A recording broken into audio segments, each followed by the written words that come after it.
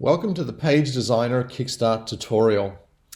Before Zendler's Page Designer, it really was a nightmare.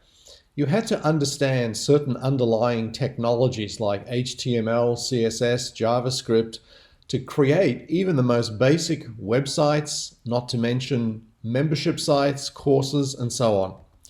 Now, with Zendler's Page Designer, you can create any web page layout you want with power and simplicity.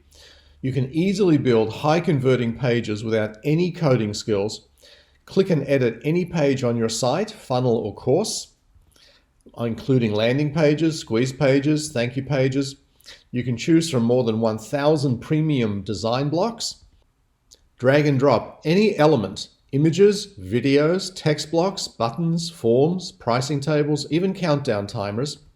You can deploy compelling pop-ups quickly and easily. You can decide how you want your pages to look on different devices across desktop, tablet, and cell phone. Cool, so how does it all work? I know you want to jump in straight away and you want me to show you. Here's a basic example page in the Page Designer for my Zenler site called 21st Century Expert.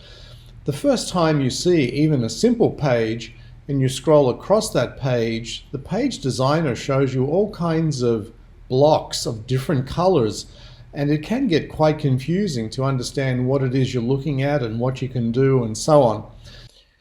Well, okay, but you'll see it far better if you first have some basic understanding of what you are looking at.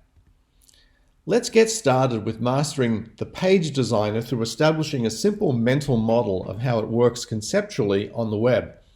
This framework will provide you an easy way to understand and reason about creating any page your heart desires.